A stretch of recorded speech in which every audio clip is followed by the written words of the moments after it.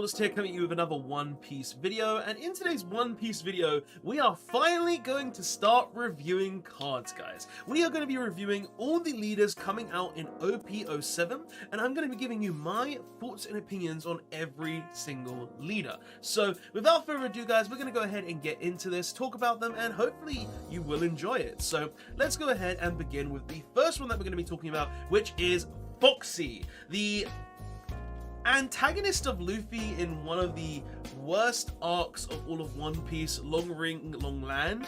And yeah, I didn't expect this to get a leader before someone like Buggy, but hey, here we are. Foxy's got a leader, and we're gonna see what he's gonna do and what he's capable of. So let's go ahead and get into it. So he's a 5 life, 5k purple leader with the Foxy Pirates attribute, of course, with the ability that says, when attacking, neg 3 Don. If you have 3 or more Foxy Pirate characters in play, choose up to one of each of your opponent's rested leaders and characters. The cards you choose do not become active during their owner's next refresh phase. Now, this is actually a really interesting ability, and I say this for a couple of reasons, because we've only ever seen a very few cards in the game that says your opponent can't refresh their cards, and the fact that something like 10-drop Dofi, an insanely good card that can go ahead and stop 3 characters from being able to restand, is absolutely insane.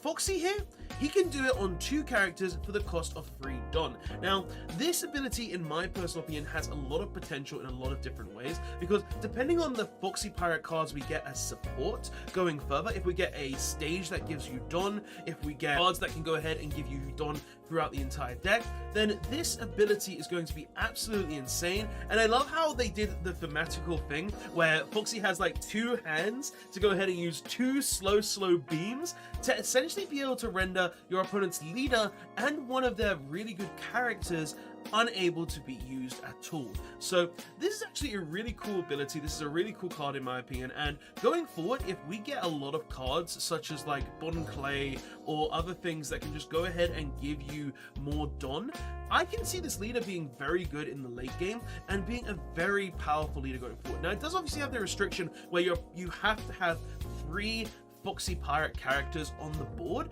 but depending on the Foxy Pirate characters we get, this ability could be absolutely insane. And as long as your opponent doesn't remove those Foxy Pirate characters, or you can just keep spamming them on the board, for instance, then this ability, it's gonna be strong. So Foxy, I think, is a very interesting purple leader, definitely has a lot of potential, and I really do like how they're going with this. Like, this seems like a really strong leader to start off with here. All right, so what we got next? We have Monkey D. Dragon. Now, when I saw this leader, I was actually really disappointed with what Bandai made here, because yes, it's a pure red leader. That's not a problem with me. I'm the guy who technically says red is dead in my community, but this leader is very disappointing compared to like Bello Betty and Subbo's even black red variant and also yellow red variant. Like, what Dragon does is, he is a red leader, 5k power, 5 life, with the ability says, activate main once per turn, give it to a total of 2 of your currently attached Don to one of your characters. Now, I don't think that's terrible. I don't think that's awful. I think that has like potential in a lot of ways, where this can obviously go ahead and be like, oh yeah, we've got 2 Don on, say, Moria, I think the Revolutionary Army free cost swing is.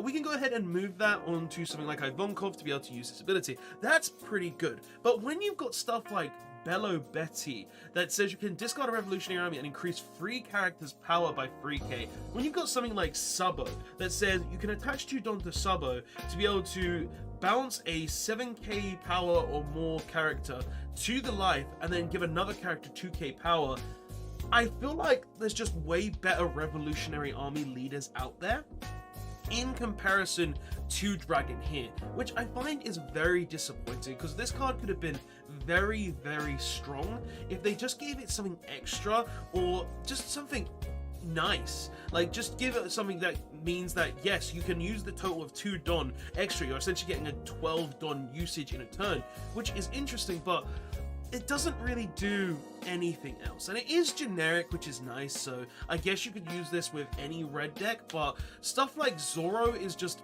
inherently better, where 1 Don technically becomes 6 Don in some cases, because it's literally able to boost all of your characters by 1k. So I personally think Dragon is kind of a disappointing leader, just in my personal opinion.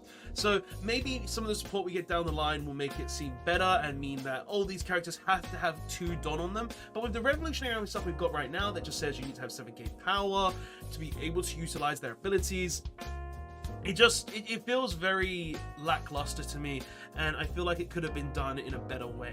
So yeah, like, maybe, you know what, if this said you could go ahead and rest 2 Don to give all revolutionary characters like 2k power, like, I would think that'd even be better. Like, that would be something nice, but we don't have that. We have the ability to move 2 Don from one character to another character once per turn.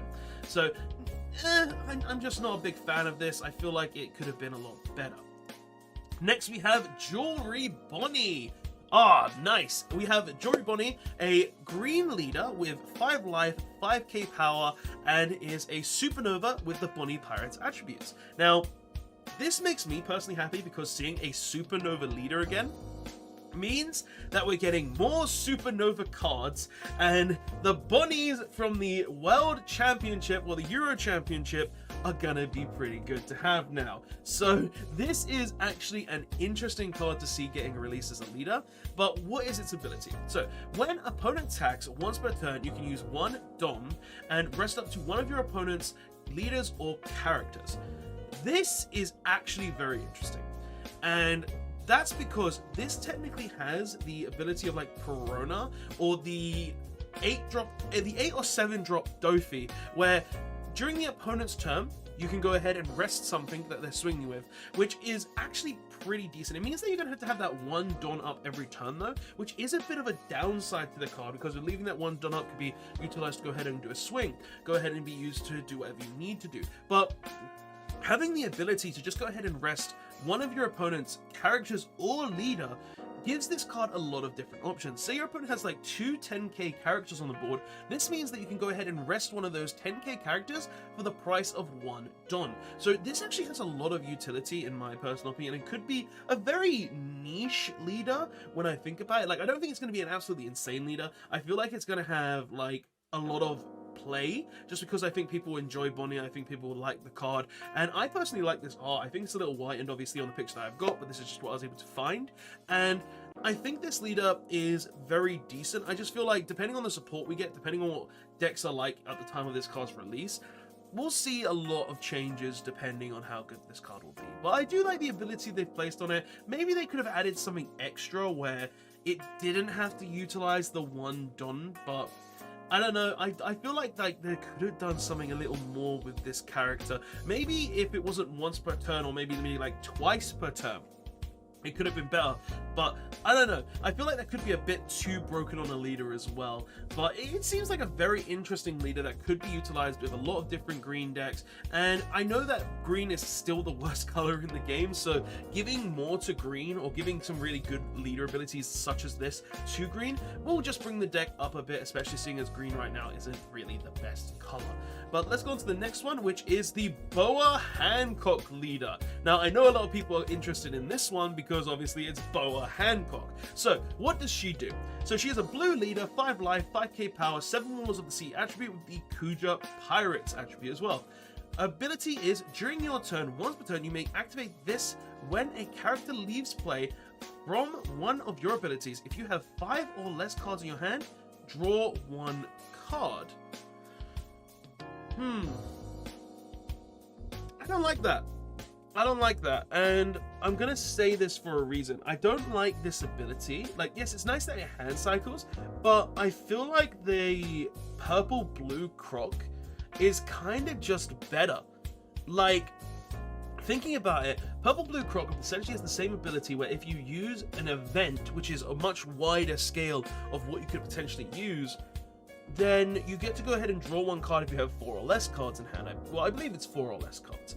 And I feel like this having the ability to say when your opponent's character leaves the field, or leaves play from one of your abilities, if you have 5 or less cards in hand. Drawing a card is nice, but I feel like there's just better leaders out there in the blue color, such as like Blue Crocodile, Blurple Crocodile, Blue Luffy could technically be better because he just goes ahead and draws when you swing with him.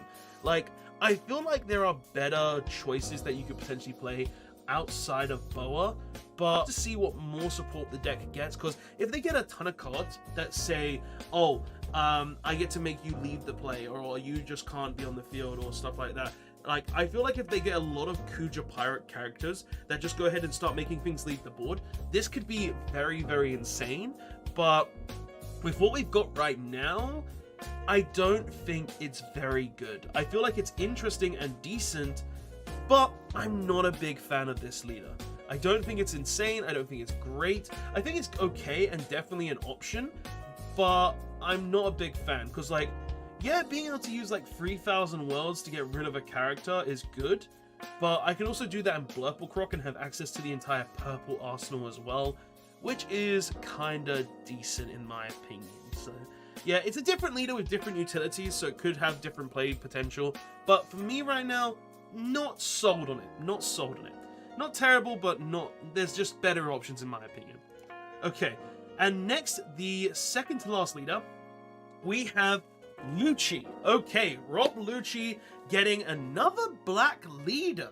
Interesting how they've chosen to go with another black leader for Rob Lucci, especially seeing as OP03 also had a black leader for him, but let's go ahead and see what he does, because this one is actually from when he's in CP0 with his white suit in that lovely Devil Fruit transformation as well. Okay, so what does this one do?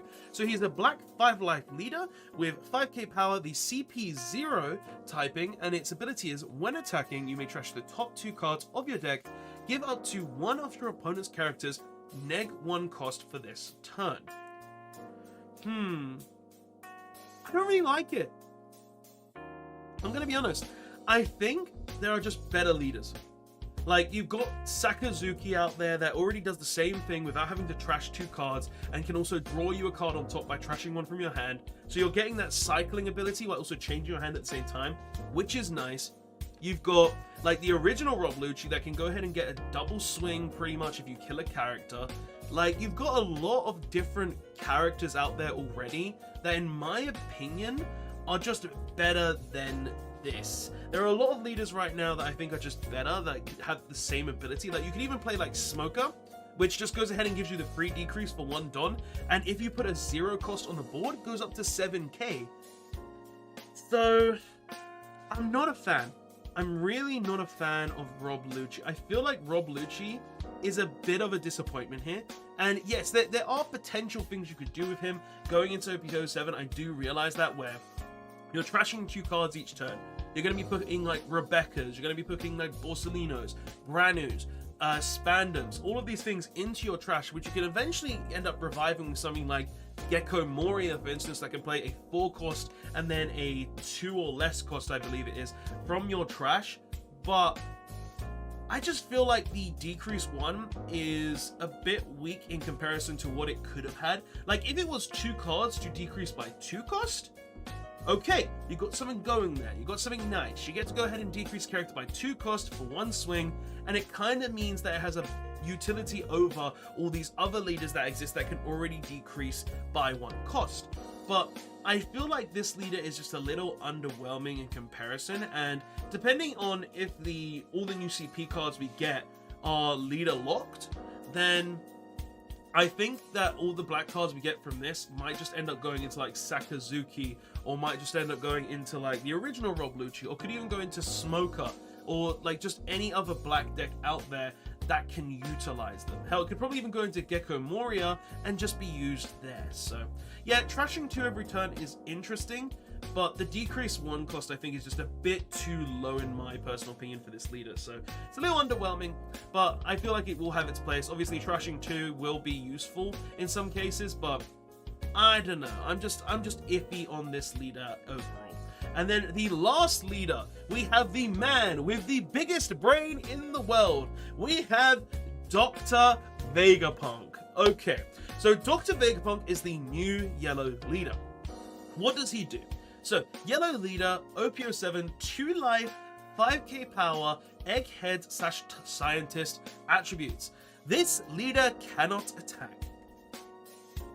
Personally, I never like how that's included on leaders, how they just can't attack. I'm never a fan of that. But for someone like Vegapunk, thematically, it makes sense. So I'm not gonna doubt he can't fight, like he has no fighting capabilities whatsoever. He's just a scientist. He can just think, like that's his thing. He thinks, he invents, he creates. So yeah, I'm not a fan, but yeah, but 2 life is also really, really low as well, which I think is kind of interesting. But let's see what the leader ability is. Activate main. Once per turn, pay 1 Dom, then place up to 1 5-cost or less card with the egghead type from your hand or face up on top of your life. Okay. Or into play. Okay. So, alright, so this leader essentially has the ability to play 5-cost select egghead characters for 1 Don, and also has the ability to gain life every turn if they have the egghead type. So that's actually kind of interesting, because depending on all of the support we get for this leader, if we get stuff that says play this character when you take a life for like free, like you don't get anything. If you get things that say you can KO if you take a life, if you get cards that say on play gain a life, for instance, as well, like there's a lot of potential as to why this leader could be good. Now, for this leader to work with 2 life, I think there's going to have to be a lot of cards that do say you gain life when on play, or when KO'd you gain a life. Like, I feel like it's going to have to be that kind of thing. And we already practically know that there will be 7 main deck Vegapunk cards, because his Seraphims, his clones, are all basically the 7 sins. Like, you got Gluttony, Wrath, Pride. Like, he's got the 7 sins under him with, like, Lilith as well, which is interesting. So this leader could potentially be very strong depending on what we get. And technically, you are gaining a life every single turn for 1 Dom. And it's even better if the cards you're putting into life do have trigger play this card. So it does have a lot of potential in my mind to be a very decent leader. Now, do I think it'll be an insane leader? It's hard to say. I feel like if this had free life, it would be a bit better, just because it's like you're really gambling on having 2 life against these like rush decks out there that will just go ahead and start playing like tons of small things and then swinging a load every single turn, so your hand size is going to get decreased. So if you play against something like Zoro, I feel like you have a very bad time.